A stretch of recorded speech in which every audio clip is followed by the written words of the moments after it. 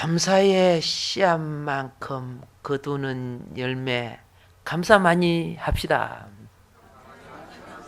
예, 감사를 많이 심어놔야 좋은 열매가 돼요. 불평을 심어 놓으면은 그저 쭉정이밖에 안 되겠죠.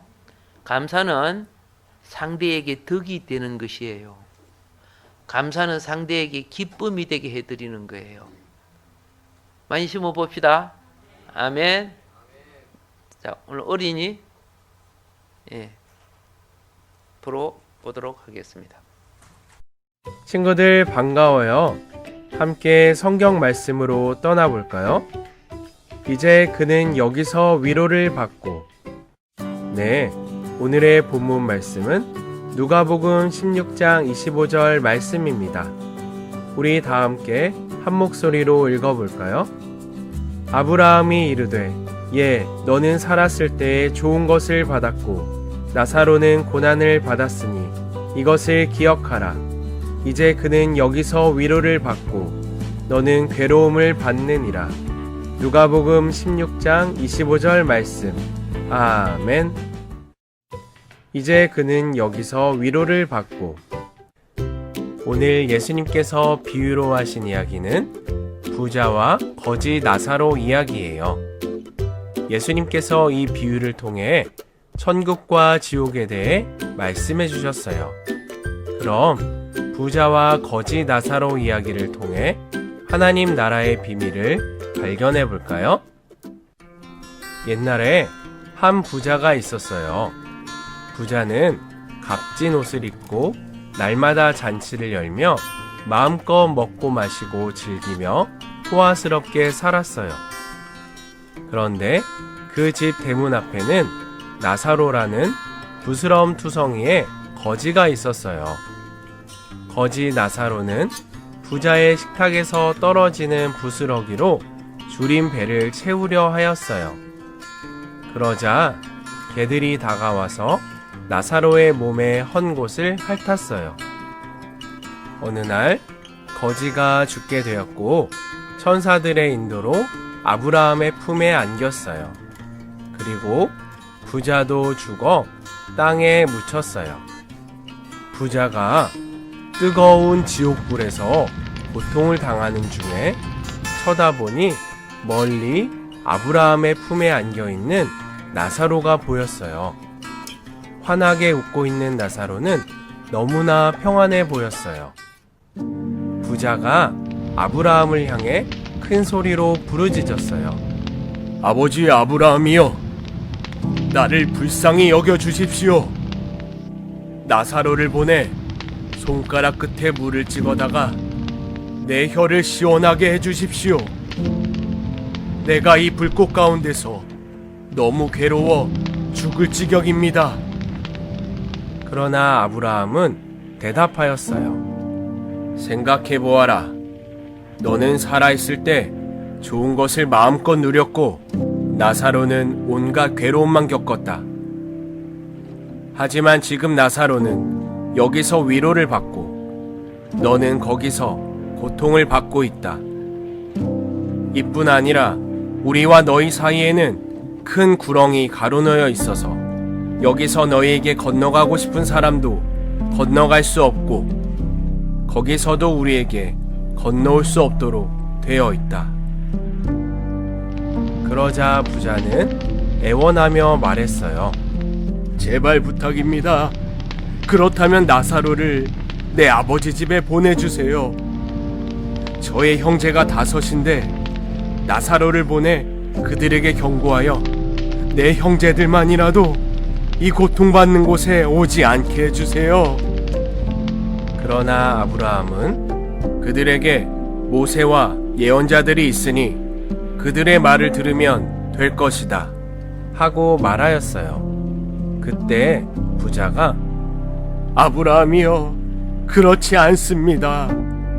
죽었다가 살아난 사람이 가면 그들이 회개할 것입니다 하였어요.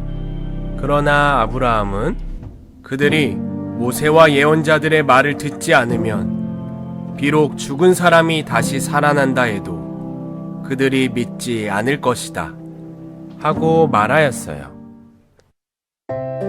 살아있는 동안에 예수님을 믿어야 해요. 여러분은 어떻게 하루하루를 살아가고 있나요? 부자와 거지 나사로의 이야기를 보면 어떤 인생이 성공한 인생일까요? 우리는 이 땅에서 살아있는 동안에 예수님을 믿어야 해요. 하나님의 뜻대로 하나님께서 기뻐하시는 삶을 사는 것이 진정한 인생의 성공이에요. 값비싼 옷과 보석으로 자신을 가꾸던 부자는 복받은 사람이고, 거지 나사로는 고난 중에서 사는 사람인 줄 알았지만 진짜 고난은 예수님을 알지 못해 지옥 가는 것임을 깨닫는 여러분 되길 바래요. 이 세상에서 누리는 부귀 영화가 아닌 영원한 하나님의 나라를 위해 지금은 비록 부족해 보여도 하나님을 사랑하고 의지하며 하나님의 도우심을 구하는 여러분이 되길 바래요. 부자도 거지도 죽음을 피할 수 없어요. 영원할 것 같던 인생에 죽음이 찾아왔어요. 죽음은 부자도 거지 나사로도 피할 수 없었어요. 돈과 명예가 있다 해서 오래 살고, 가난하고 굶주린다 해서 빨리 죽는 것이 아니에요. 그때는 오직 하나님께서만 아시지요. 우리가 스스로 결정할 수 없으며, 단지 우리의 역할은 하루하루를 하나님 안에서 감사함으로 살아가는 것이지요. 죽음 이후에는 심판, 천국과 지옥이 있어요. 부자와 거지 나사로가 죽은 것은 같았으나 그 결말은 이 땅에 있을 때와는 완전히 달랐어요. 예수님은 나사로와 부자 이야기를 통해 천국과 지옥이 있다는 것을 분명히 말씀하고 있어요. 우리는 천국으로 반드시 가야 하며 지옥은 절대로 가면 안 된다는 것을 알려주고 계시지요. 부자의 모습을 통해서 지옥이 얼마나 끔찍한 곳인지 조금은 알 수 있어요. 온 몸을 태우는 뜨거운 불길과 고통 중인 이곳에서 믿지 않는 형제들의 모습을 지켜만 봐야 하는 그 괴로움은 어마어마하지요. 더 무서운 것은 천국과 지옥 사이는 가로막혀 절대 갈 수 없으며 지옥에서의 고통이 끝이 없다는 것이에요. 영원하다는 것이에요. 그러나 천국에는 믿음의 조상들이 우리를 반겨줄 것이며 하나님과 예수님이 우리를 기다리고 계시지요. 고통과 슬픔도 없는 그곳에서 하나님을 찬양하며 영원히 평안을 누릴 수 있어요. 내 주위 사람에게도 전도해야 해요. 우리는 살아있는 동안에 예수님을 믿어야 함을 배웠어요. 그리고 내가 그렇게 살기 원한다면 사랑하는 내 주위 사람에게도 전도해야 해요. 고통받는 곳에 우리 가족과 이웃과 친구들을 보내면 안 되겠지요? 사명감을 가지고 나아가 전하는 여러분 되기를 바래요. 여러분 잘 들었나요? 오늘 함께 나눈 말씀에 대해 다시 한번 떠올려 볼까요? 첫째, 살아있는 동안에 예수님을 믿어야 해요. 둘째, 부자도 거지도 죽음을 피할 수 없어요. 셋째, 죽음 이후에는 심판, 천국과 지옥이 있어요. 넷째, 내 주위 사람에게도 전도해야 해요. 네, 이 시간 우리에게 주신 말씀을 기억하며 함께 기도해 보도록 해요. 사랑의 하나님 감사합니다. 부자와 거지 나사로의 모습을 통해 우리가 이 땅에 살면서 하나님을 사랑하며 하나님의 도우심을 구하며 사는 것이 진정한 성공한 인생임을 배웠습니다. 또한 나뿐만 아니라 힘써 전도하게 해주시고 모두가 천국에서 영원한 생명과 평안을 누리게 해주세요. 예수님의 이름으로 기도드렸습니다. 아멘.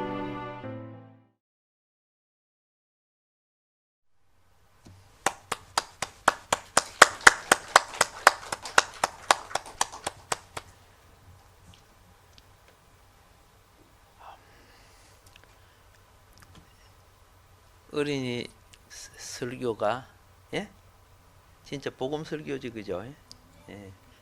잘 이해가 되죠? 걱정이다.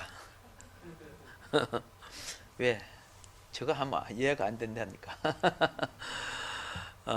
그러나 우리는 또 단단한 거 먹어야 됩니다. 그래야 역사를 겨루어 나가고, 그렇죠? 이끌어 나갈 수 있기 때문입니다. 오늘 말씀이 옛날을 기억하라. 역대의 연대를 생각하라. 너의 아버지께 물으라. 아버지에게 물으라. 그가 너에게 설명할 것이요. 너의 어른들에게 물으라. 그들이 너에게 말하리로다. 자, 이거는 하나님을 섬기는 이스라엘 백성의 역사를 말하는 겁니다. 오늘 여러분 부모한테 이거 물어보면 이스라엘 백성의 역사를 알아요, 몰라요? 몰라요. 그렇죠? 모르는 거예요. 그러면 오늘 우리가 말해주는 것이 뭡니까? 우리 현실의 역사 볼 줄 알아야 되겠죠. 기독교가 세워진 후에 오늘 이 시간까지 어떻게 왔는가 알아야 되겠죠. 원래 가치가 있고 본질이 있는 곳에는 가짜가 더 많아요. 명품일수록 가짜가 많지요. 혹시 1원짜리나 10원짜리 2조 지폐 만드는 사람 찾아봤어요? 그건 돈이 더 많이 들죠. 똑같이 수고하려고 하면 비싼 돈 만들죠. 맞아요. 참된 가치에는 반드시 거짓이 있게 돼 있어요. 그럴 수밖에 없잖아요. 그 가치가 좋으니까 다 가지려고 하는 거예요. 그러면은 우리는 나만 예수 믿고 간다 이렇게 되면은 나도 모르게 주소가 다른 곳에 예수를 믿는 거야. 이스라엘 백성이 하나님을 섬기려고 하면 가나안에 와야 돼요. 근데 애굽에 있으면서 하나님 섬긴다? 그건 성전이 없는 거예요. 그래서 애굽에서 나와야 되는 거예요. 애굽은 뭘 나타냅니까? 세상이죠. 세상이야. 자, 아브라함의 후손들이 애굽에 종로로 달 때 먹고 살기 위해서 어쩔 수 없이 그들은 벽돌 만들어내야 돼요. 오늘 우리도 먹고 살려고 어쩔 수 없이 일을 해야 돼. 세상은 떡으로 살게 만드는 거, 이걸 갖다 경제라고 하는 거예요. 이 땅의 모든 백성을 확 끊어 잡으려고 하면 돈 뿌려주면 돼. 예수님이요, 오병이어 뿌려주니까 다음날 막 불이 나가지고 철야로 하는 거야. 철야. 예수님 찾아다닌다고. 그러나 그들에게 예수님이 뭐라 했어요? 모세가 하늘에 내려준 만나로도 먹고 죽었어. 내가 이 땅에 온 이유는 떡 먹고 좀 더 잘 살려고 그 일 하려고 온 거 아니야. 영생하는 떡을 주기 위해서 온 거야. 아까 부자 봤지요? 잘 먹고 잘 사는데 좀 더 오래 살지. 그렇죠? 아깝잖아. 그 많은 재산 놔두고 왜 가? 아깝다, 그죠? 자, 누구나 그렇죠? 좀 더 연장할 수 있지만 하나님이 각자에게 주어진 시간이 끝나면 끝나는 거예요.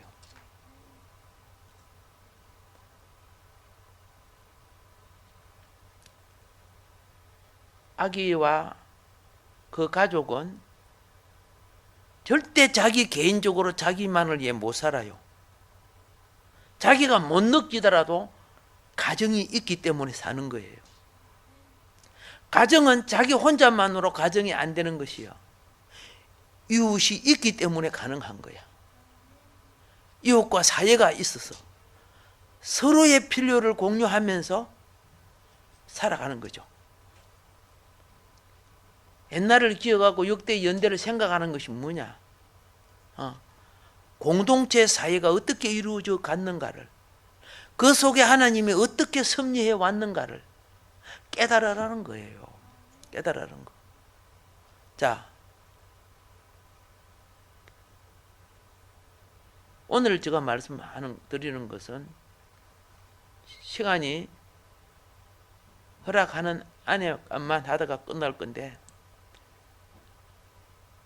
예수님을 믿고 난 후 그 예수님이 유대인을 통해서 퍼져나간 겁니다. 무엇을 통해서? 유대인을 통해서. 요한계시록의 아시아 7교회 이방 지역이 있죠. 다 유대인이 세운 거예요. 사도 바울의 전도를 받아서 유대인들이 세워서 나중에 이방인이 들어오는 거예요. 그런데 문제가 생겨요.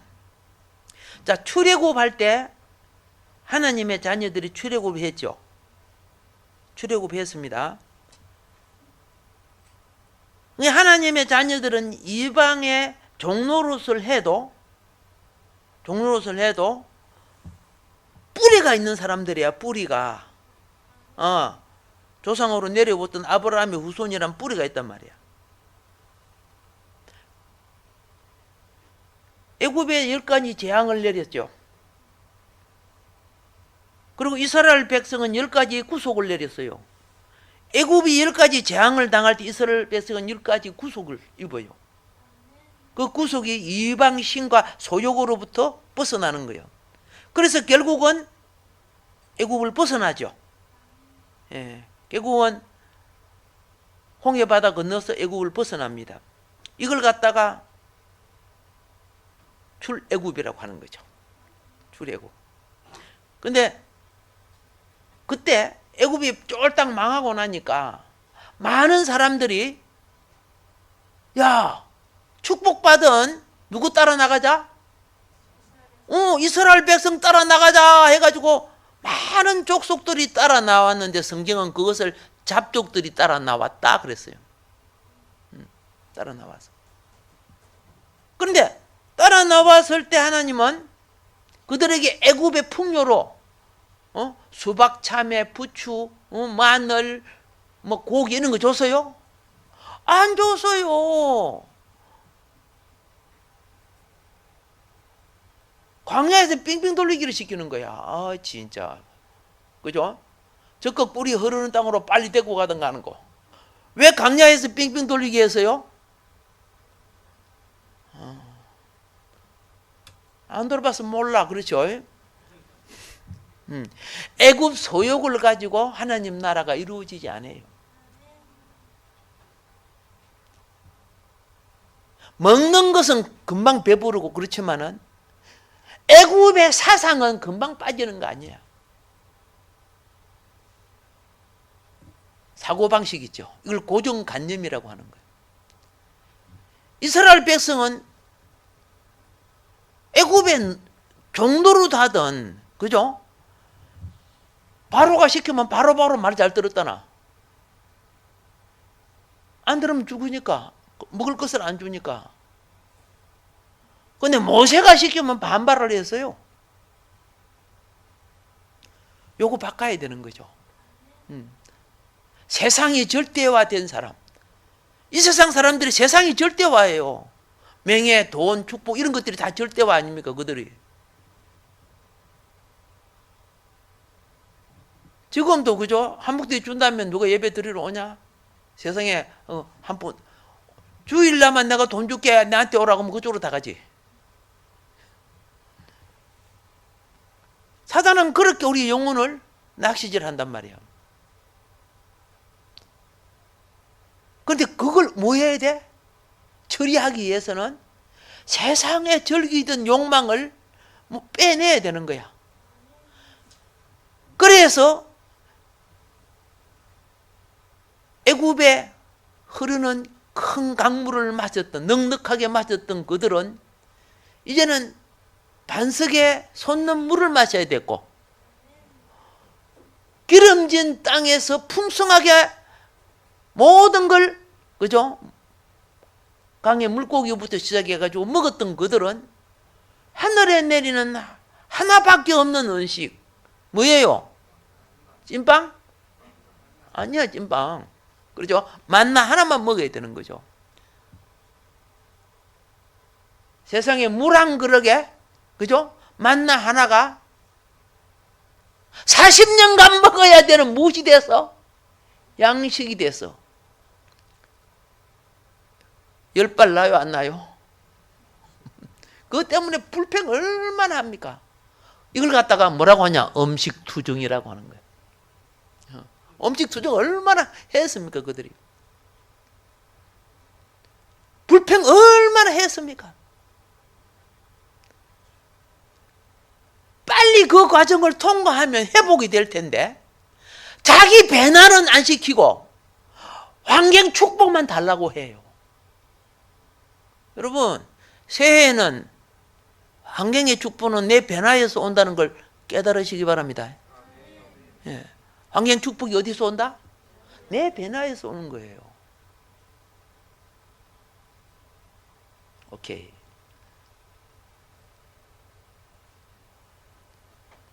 하나님의 자녀들이 예수 그리스도의 품으로 이방인이 돌아왔을 때 공중근세 사단이 놔둘 줄 압니까? 예수를 내가 처음 믿으면요, 요건 니하고 내하고 지옥 가야 되는데 왜 너는 영생을 얻으려고 해? 내가 그동안에 니 뒷바라지 해줬는데 말이야, 어디로 배반하려고 해? 그래 공격을 하는 거죠. 그래서 처음 예수 믿을 때요, 예? 사탄의 공격이 와요. 다칠 수 있고, 일이 안 될 수 있고, 알겠습니까? 사업도 안 될 수도 있어요. 미리 아시라는 거예요. 하나님의 자녀는 미리 알아야죠. 그거 자기 것 갖고 하는 거 원래 그 하나님 거 아닙니까? 그죠? 그래서 그럴 때 인내로 그걸 물리치라는 거죠. 세상 친구 많았는데 예수 바로 믿으려고 하니까 그들 친구의 요구대로 내가 못 들어주죠. 못 들어주니까 당연히 끊어지죠. 그럼 그들이 나를 친구 되려고 하면 그들도 믿는 자로 와서 그리스도 안에서 친구가 되는 거라. 예. 저 학교 다닐 때 친구들 있잖아요. 예. 군대 갔다가 타고 오면요, 와, 왔나? 오자! 그래가지고 막, 그들은 술상 차려놓고 내 앉혀놓고 이제 골탕 먹이는 거죠. 마셔봐, 마셔봐. 그러면서. 한 잔만 마셔봐. 이렇게 하면서. 지혜롭게 해야 되겠죠. 예. 하나님에 대한 절대성을 가지면 그들이 깨어져요. 근데 타협성을 가지면요, 에라, 니 하나님 믿는다고? 똑같다, 야. 나중에 술 취하면요, 온갖 이제 막 악담이 와요. 그런데 절대성을 가지면 나중에 두려워해요. 예. 마음을 다하고 뜻을 다하고 품성을 다하고 그렇지 목숨을 다하여 하나님 섬겨봐라. 그럼 이긴다는 거예요. 예수님은.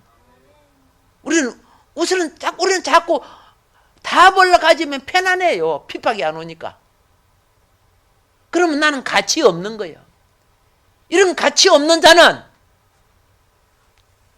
소금이 맛을 잃어서 길가에 뿌려진 소금과 같다고 성경은 사람에게 밟힐 뿐이다 그랬어요. 이런 말도 봤어요. 이런 거 봤어요. 어떤 장기 주고 하는데 어떤 사람이 한참 다투고 막 가는데 가고 나는데 뒤에서 저 사람 어느 교회 집사라야 저 잡사. 잡사라는 것을 저들이 안 믿는 사람들이 이야기하더라고요. 깜짝 놀랐어. 맛을 잃은 소금이죠. 가치를 회복하세요. 예. 이방인들이 군으로 들어올 때 이방 종교와 특별히 로마, 그 당시 로마 아닙니까? 에서는 굉장히 두려워했어요. 그들의 신을 위해서 로마의 태양일이 주일이거든요. 로마의 태양신이 12월 25일이거든요. 섬기는 날이. 그런데 자기 절기에 오지도 않아, 코피기도 안 베요. 믿는 사람들이. 미워 안 미워? 미워. 그래서 네로 때 그죠? 그 방화 사건을 그리스도인에게 덮어씌운 거 아시죠? 덮어씌우고 이때부터 핍박이 시작돼서 로마 황제의 10대 박해가 시작되는 거예요. 엄청난 박해가 시작돼. 그런데 일반 종교는 박해하면 다 돌아와. 잘 못했습니다. 황제가 나의 하나님입니다. 나의 신입니다. 이렇게 해야 되는데 죽어가면서 그것도 안 하는 거야.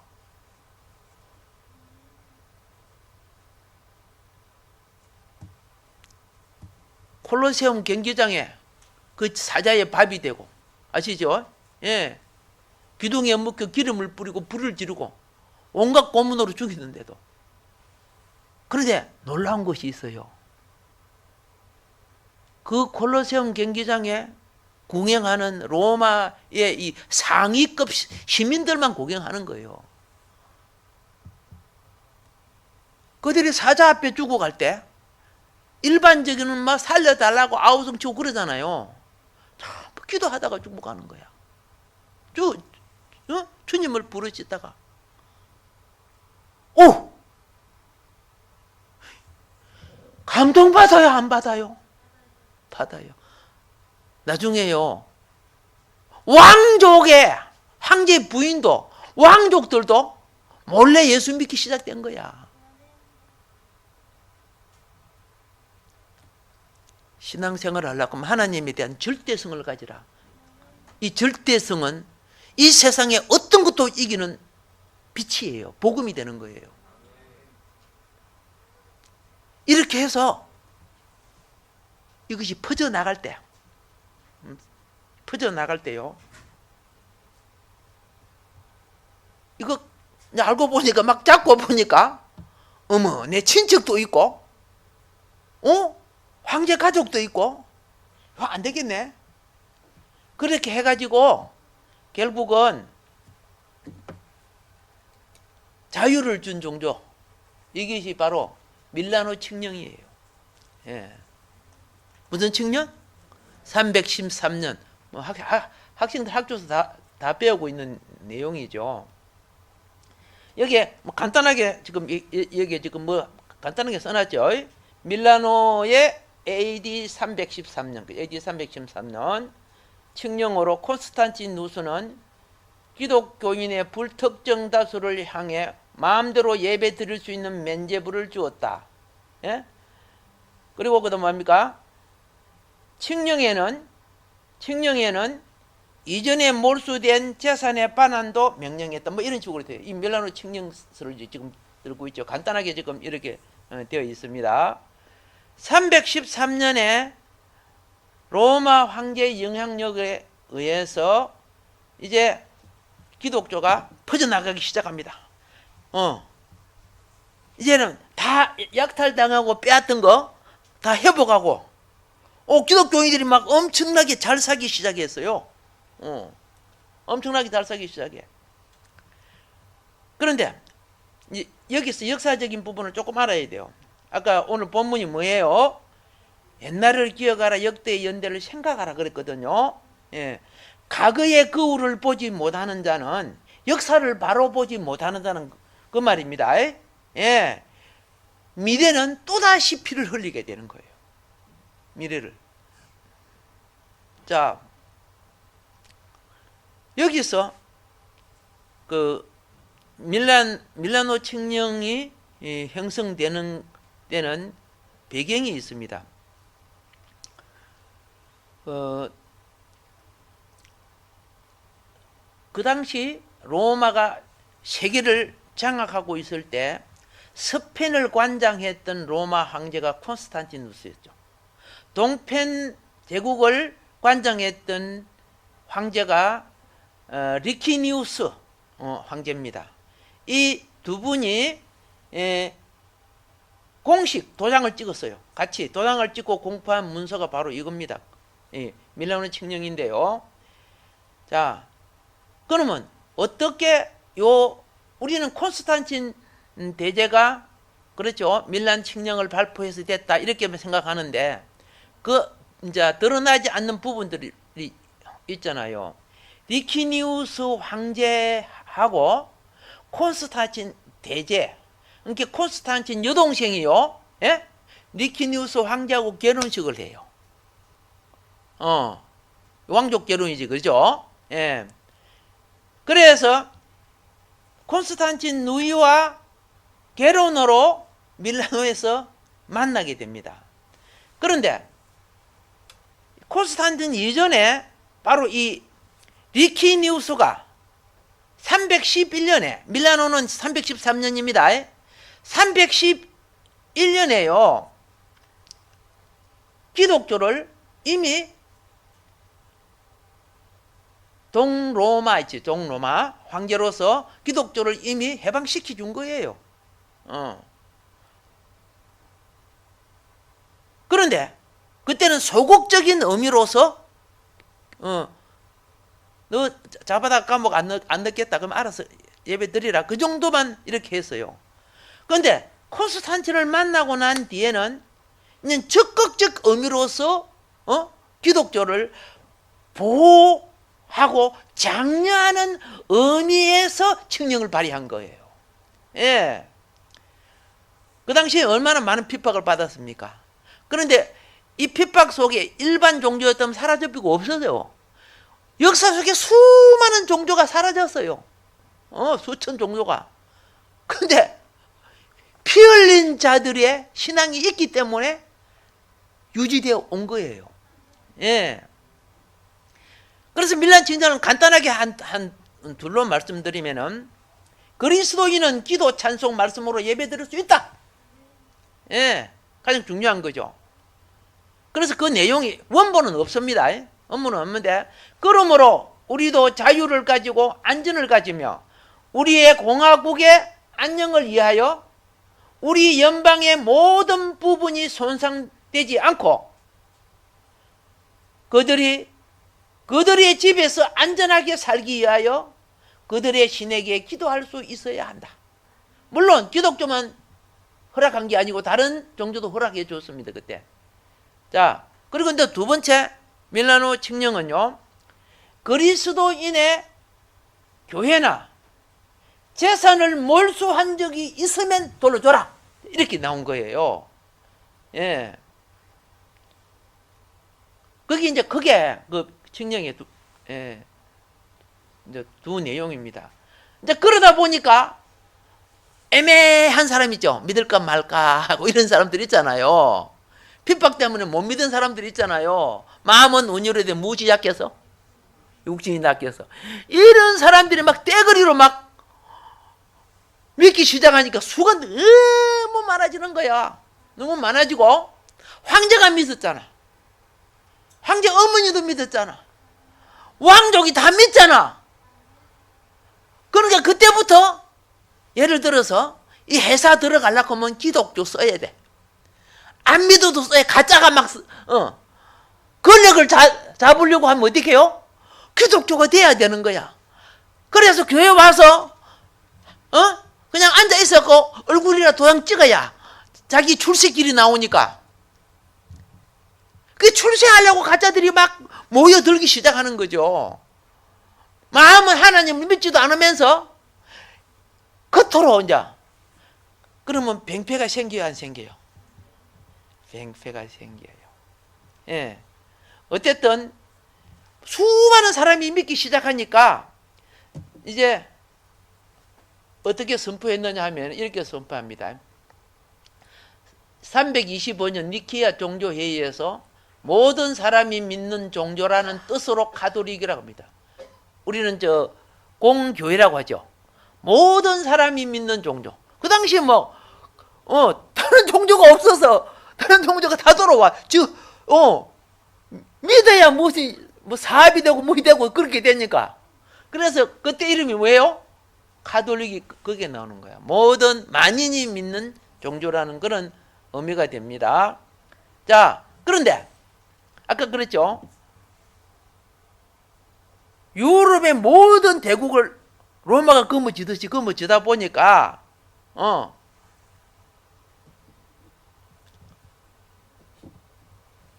오늘같이 핸드폰이 있고 전화하고 안 되잖아요. 그러다 보니까 교리적 분열이 조금 생겨요. 교리적 분열이 생기다고 구원 안 받고 그런 건 아닙니다. 제도나 예배 의식이나 이런 것들이요. 이렇게 해서 서로마 제국은 서로마 제국은 이제 이렇게 하는 게 좋겠죠. 서로마 제국 그리스도는 가톨릭, 모든 사람이 믿는 종교라는 의미로서 공교회라고 했고, 동로마 제국 그리스도인은 정교회라고 했어요. 정교회. 그러니까 정통교회, 오늘 정통 이런 거 하고 있죠. 합동 정통할 때 정통교회라는 거예요. 예. 그래서 크게 이 둘로 이렇게 나누어지게 됩니다. 이거는 특별히 다른 그런 거 아닙니다. 그런데 이제 서로마 제국이 여러분 잘 알다시피 엄청 부자 종교가 되죠. 그러니까 이 종교가 권력화가 되기 시작해요. 교황 나오고 막 그러죠. 자, 권력화가 되기 시작하니까 변질이 와요? 안 변질이 와요? 변질이 오는 거야. 그래서 어떤 현상이 생기냐 하면은 예수 그리스도를 믿는 이들이 서로마는 가톨릭이었고, 그렇죠? 동로마는 정교회였는데, 동로마는 정교회인데 가톨릭에 너무나 많은 제도를, 말씀을 떠난 제도를 만들어서 여기서 튀쳐나온 것이 뭐예요? 프로테스탄트예요. 오늘 우리가 말하는 프로테스탄트. 자, 정교회도 그리스 정교회, 러시아 정교회. 이제 이 둘로 나오는 거죠. 이게 세력 다툼이라고 보면 되겠습니다. 사람들이 하나님을 믿고 하지만 지금 정교회는 러시아 정교회가 가장 신자가 많습니다. 혈육이 가장 큽니다, 사실은요. 성지순례가 보면요, 침례받으러 요단강에 떼그리 모이는데 러시아 사람들이야. 그 사람들은요, 성지순례 와서 요단강에 침례받고, 예수님이 침례받던 자리에 침례받고 가요. 혹시 우리 교회에서 갈 일이 있거든 가서 한번 침례받아 봅시다. 입에서 벨로면 그런 나오네. 아멘 해야 되는데. 느낌이 많이 달라. 예수님이 받았던 그 자리. 그런데 물을 깨끗하지 않아요. 흙탕물이에요, 흙탕물. 요단강 위에서 상류에서 내려와 가지고 사해바다 들어가는 입구에 이제 세례받는 곳입니다. 자, 그래서 프로테스탄트가 무슨 뜻인가를 잠깐 말씀드리도록 할게요. 프로테스탄트는 것은 저항이란 뜻입니다. 저항. 알지요? 누가 저항을 했어요? 루터와 그에 따른 신부와 수녀들과 그에 따른, 그렇죠? 독일 성도들이 저항을 한 거예요.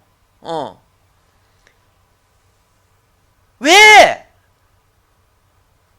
성경이 원하는 거 하지 않고 쓸데없는 거 많이 만들어가지고 왜 하나님의 백성들이 삐딱선을 타게 만드느냐? 거기 쿠덴베르크스 백보죠. 몇 개 조항입니까? 90 몇 개 조항? 95개 조항? 96개 조항? 잡아. 이따 찾아봐요. 자, 답을 말해주지 않은 것은 여러분이 금방 찾을 수 있으니까 답을 말해주는 겁니다. 답을 딱 보면, 그렇죠? 왜 이렇게 말씀 틀리고 말씀과 틀리는 그 합니까? 여러분 그때 교황의 끝발이 컸지요. 황제가 되려고 하면 교황이 황제를 세우죠. 대관식을 해줘야 황제가 되는 거예요. 황제보다 더 크잖아. 그래서 교황과 황제, 그때 황제가 카롤 5세가 됩니다. 예. 루트야, 니 돌아오너라. 봐줄게. 나 안 죽여. 그때는 이 정도 저항을 이루면 다 사형이에요. 황제로부터, 추기경으로부터, 로마 바티칸으로부터 루트를 돌이키려 했는데 루트는 아닙니다. 요 바꿔야 됩니다 이거. 그런데 그들이 바꾸면 자기 권력이 위태로운 게 바꾸지 않지요.